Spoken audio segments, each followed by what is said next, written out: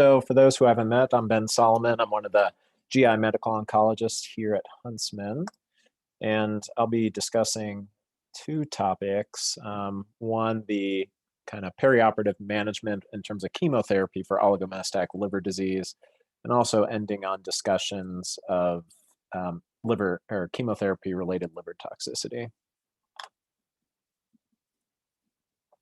So this was a nice slide presented at this year's ASCO, really summarizing some of the important perioperative chemotherapy adjuvant trials we have for patients that do receive liver resection.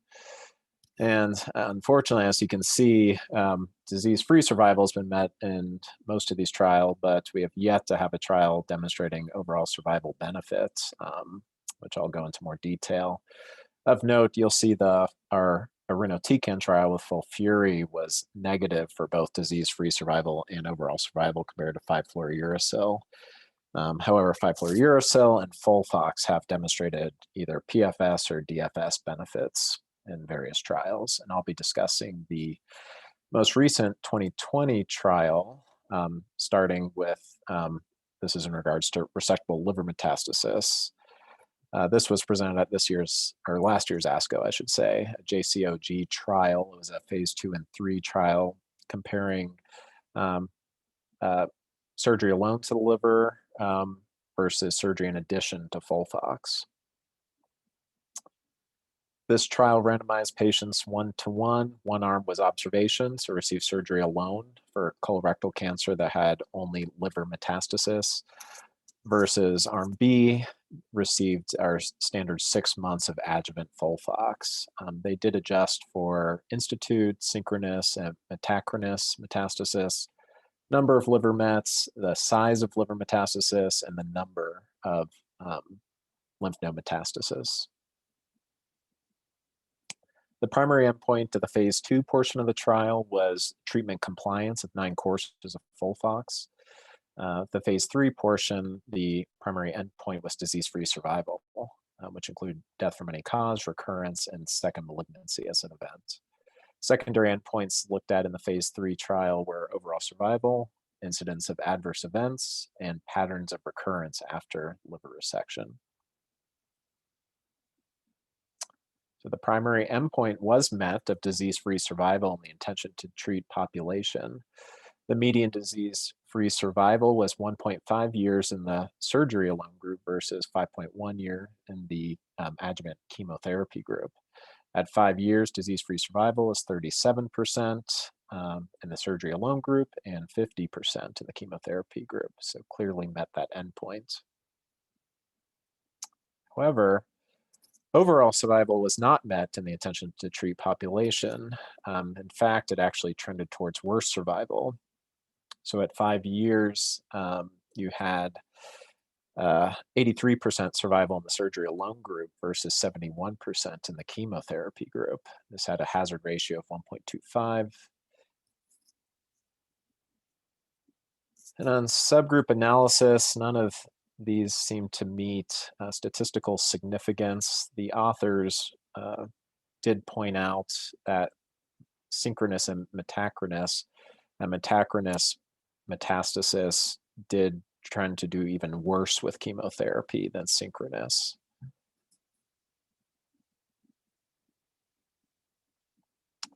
So there was discussion at this year's ASCO on what was the cause of the discordant results between the significant disease-free survival benefit and the actually trend towards worse overall survival. So a few of the hypotheses presented was difficulty in the restaging studies and interpreting the liver due to heterogeneity. There was lower compliance with chemotherapy seen in the chemotherapy arm, not completing their full 12 cycles. There was an imbalance in post-trial therapies, as you would expect in patients that were heavily pretreated with FOLFOX. And then another idea was that perhaps with the chemotherapy arm, we're selecting for resistant clones that are more aggressive on recurrence.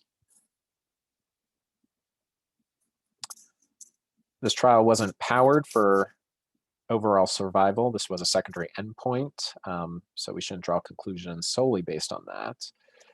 And this did not include patients that would have received postoperative FOLFOX after resection of a primary. So that's, I would say, most of our patients would receive FOLFOX if they had a metachronous recurrence. So those patients would have been excluded in this trial. They did note that results appeared worse in a phase 1 of the study. Low chemotolerance was seen, particularly in metachronous disease, which isn't surprising there. And then they also did persistent peripheral neuropathy from the oxaliplatin and cytopenias. Did this limit our treatment options when the patients that did recur, did this lead to worse survival in the end for them? So conclusions, the JCOG trial did demonstrate its primary endpoint, which was progression-free survival benefit at 5 years. It was 50% versus 37% with the use of adjuvant FOLFOX of 12 cycles. Though there should be an asterisk there that the actual OS benefit was not seen and in fact trended towards worse survival. And this was, of course, not powered for that endpoint. And questions raised that weren't part of the data collection of the trial was there a quality of life benefit with this prolonged disease-free survival benefit? You can make that argument, and the counter argument being presumably 30 to 40% of patients had significant neuropathy as a result of 6 months of chemotherapy. I won't go into the details, but the EORTC trial did also demonstrate a PFS, but not OS benefit with peri-operative FOLFOX. On subgroup analysis, suggested that perhaps patients would get greater benefit that had high CEA values, greater than 5, excellent performance status of 0, or a BMI of less than 30. The other question in resectable liver metastasis is the role of targeted therapies or monoclonal antibodies. Recent data from the new Epic trial demonstrated worse survival with the addition of cetuximab in resectable liver disease. Numerous other trials in stage 2 and 3 colorectal cancer or colon cancer did not demonstrate superiority of the addition of targeted therapies. So we do not have evidence at this point that if disease is resectable, you'll get additional benefit from antibodies targeting EGFR or VEGF. And then finally, I do want to bring up the Keynote 177 trial that was recently published, showing superiority of Keytruda and mismatch repair deficient or microsatellite unstable metastatic colorectal cancers. I don't believe that trial specifically looked at additional resection following treatment with Keytruda, but that status should be taken into account given patients that do respond have a very long disease-free survival with that agent. So just a basic algorithm to think about with resectable liver metastasis, with synchronous disease, metastatic disease to the liver, that is, you can't consider just upfront resection of both primaries. Follow this with adjuvant FOLFOX, or you could take a perioperative approach with metachronous metastasis. Patients that haven't had chemotherapy, probably wise to follow the synchronous algorithm. Patients that have had prior chemotherapy, however, you do want to consider upfront resection, especially if they have residual neuropathy or issues that are going to limit their use of adjuvant FOLFOX, especially as the JCOG trial did trend towards worse with the metachronous population. And now I'll review 3 trials, specifically looking at patients with unresectable liver metastasis. The first trial, the BECOME trial, was looking at the addition of bevacizumab to FOLFOX in a RAS mutant population. So this trial did exclude BRAF mutant and RAS wild type patients. It excluded patients that received any form of previous targeted therapy, chemotherapy, radiation, or surgical interventions. Broad age range, ECOG 0 to 1. Patients that did receive resection restarted treatment post-op to complete a total of 12 cycles of chemotherapy. patients were assessed every 4 cycles of up to 12 cycles prior to pursuing surgery. And here's the breakdown of the patient population. The primary endpoint for this trial was conversion rate to radical resection of liver metastasis. The resectability criteria they used for the liver was ability to obtain negative margins, preservation of 2 contiguous hepatic segments, preservation of adequate vascular inflow and outflow, and preserve adequate liver function, so greater than or equal to 30% healthy residual liver after surgery. Secondary endpoints looked at were tumor response, overall survival, PFS, and toxicity. So highlighting the primary outcome, so actual R0 resection rates, what we care about, and the arm that got bevacizumab in addition to FOLFOX, 22% of patients had R0 resection versus about 6% in the FOLFOX alone arm. And as we see in other metastatic trials, we had higher response rates seen in the bevacizumab arm of 54% versus 36%, and also higher rates of disease control rates of 86% versus 65%, as well as we also saw benefits in PFS and OS, which is on this slide.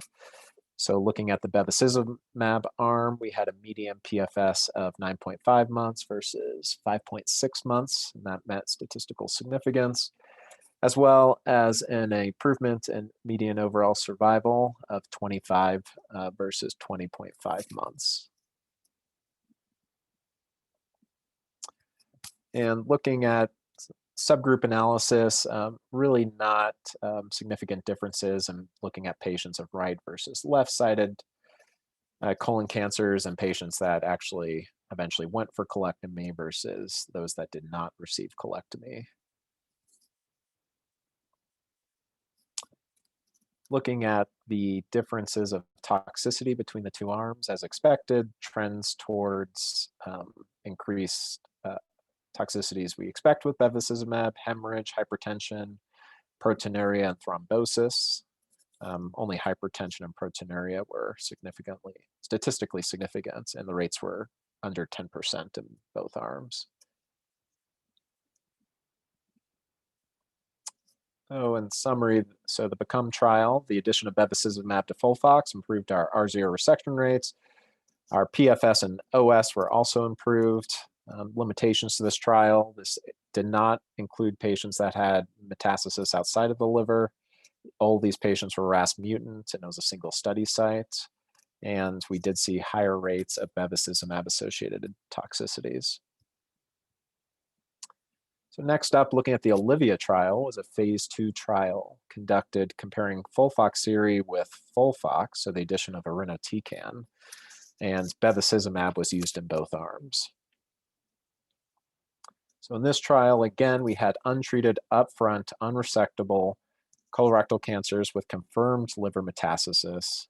BRAF mutant cancers were excluded. These tumors were assessed every 6 weeks preoperatively on treatment and pursued surgery once resectable. If the patients were rendered tumor-free, defined as R0 or R1 resections, they resumed treatment 4 to 6 weeks after surgery and would receive an additional 8 cycles of chemotherapy. Oxaliplatin was allowed to be dropped after 12 cycles. And their primary endpoint, like the BECOME trial, was conversion rate to radical resection. Breakdown of the patient population, no real significant differences between the 2 arms there. So looking at our primary outcome, as you can see, we did have an improvement in the FOLFOXIRI arm of R0 resection seen. So we saw a 49 versus 23% in the FOLFOX arm versus FOLFOXIRI arm. Also higher rates overall of resection of 61 versus 49%. And as you would expect, we also saw higher rates of overall response rates, 81 versus 62%. So very high response rates seen in the FOLFOXIRI arm. As expected with FOLFOXIRI, and higher rates of adverse events were seen, specifically neutropenia, diarrhea, and febrile neutropenia.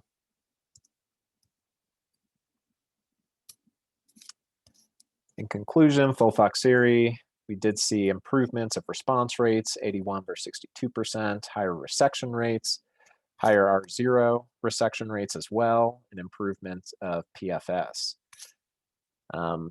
You have to take into account FOLFOXIRI, you're going to have higher rates of grade 3 and higher adverse events, specifically neutropenic fever, neutropenia, and diarrhea. A JAMA article did a meta-analysis of 11 FOLFOXIRI bevacizumab studies, and these demonstrated high overall response rates of 69%.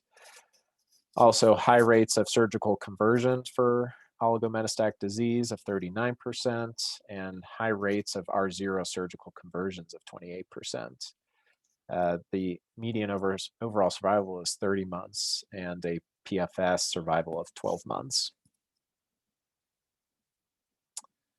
Finally, looking at a EGFR, anti-EGFR trial, the VOLFI trial, which looked at the addition of panitumumab to FOLFOXIRI in RAS wild-type colorectal cancers. Now, this trial was not just limited to liver metastasis that'd be resectable. So, as this is a anti-EGFR trial, these were RAS wild-type patients that were inoperable metastatic colorectal cancers.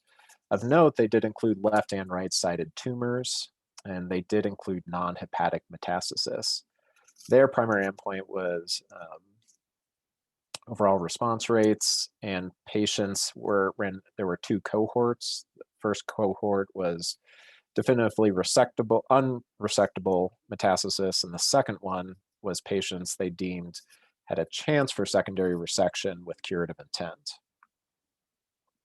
The primary endpoint response rates were very high. So overall, in the intention to treat population was 87% in the FOLFOXIRI panitumumab arm versus 60% in the FOLFOXIRI arm, and that met statistical significance. In cohort 2, the one we're specifically looking at today in terms of resectable oligometastatic disease, they actually saw a 100% response rate, but this was a smaller population. Unlike the previous trials, there were no statistical benefits seen in PFS and OS. The PFS was identical in the two arms of 9.7 months for panitumumab and the FOLFOXIRI alone arms. There was a trend towards survival benefits in the panitumumab arm at 36 months versus about 30 months in the FOLFOXIRI alone arm, but that didn't meet statistical significance. The results, we did see very high response rates in the panitumumab arm. Secondary resection rates of metastasis were comparable to the other trials, around 33% to panitumumab versus 12% in the FOLFOXIRI alone arm. Recurrence-free survival was borderline statistically significant at around 8 months versus 4 months. And panitumumab, we had the expected higher grade 3 and 4 toxicity, specifically diarrhea and dermatitis actiniform. Conclusions, we do see that chemotherapy regimens with higher response rates appear to have higher R0 rates as well, as we saw in Olivia Trial 2 and Become trials. Is this a potential surrogate marker we can use for future trials? FOLFOXIRI was associated with higher response rates than standard FOLFOX and surgical conversion rates as well, and mixed data as well on survival benefits. So this should be strongly considered in fit younger patients. A question brought by all these trials is, what is the ideal duration of neoadjuvant chemotherapy? The trials were generally designed to proceed with resection once deemed resectable with neoadjuvant chemotherapy. With longer duration, we have higher risk of liver toxicity seen. And then the question of biologics, both VEGF and EGFR inhibitors were associated with improved outcomes and should be considered. So algorithm looking at unresectable liver metastasis. If your patient is excellent performance status and of young age and think they can tolerate triplet therapy, and right-sided tumors, consider the FOLFOXIRI with bevacizumab, and left-sided tumors, either FOLFOXIRI with bev or panitumumab. And then if patients are deemed not to be able to tolerate triplet, pursue doublet therapy. And I'll quickly go through this topic. So chemotherapy is widely known to be associated with liver toxicity. The two issues, first, discussing hepatic sinusoidal obstructive syndrome, or SOS, often associated in the BMT population, but often seen in our patients as well. This is endothelial disease of the liver, can result in thrombocytopenia, hepatomegaly, ascites, and jaundice. Oxaliplatin specifically is associated with this. In one trial compared to patients that did not receive chemotherapy, rates of 19% versus 2%. And then another large series looking at liver metastectomy samples, 51% had sinusoidal dilation and hemorrhage versus the surgery alone specimens were all normal. A strong correlation with oxaliplatin again was seen.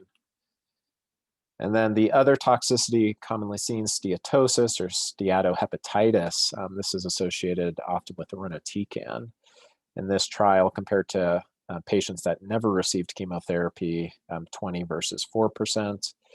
And also in steatohepatitis, there was an increased 90-day mortality in these patients who compared to those who did not have this. In a study of hepatic resection for neoplasm, steatosis was also an independent predictor of complications and a non-significant trend towards 60-day mortality. So in terms of liver toxicity, chemo-associated liver toxicity concerns. Due to this, you may want to consider upfront surgery or minimizing the amount of neoadjuvant chemotherapy a patient will receive, specifically in patients that are at risk, like our obese patient population, and limiting neoadjuvant chemotherapy and close radiographic monitoring every 6 to 8 weeks, and delaying surgery at least 4 weeks post-chemotherapy or 6 to 8 weeks post-bevacizumab.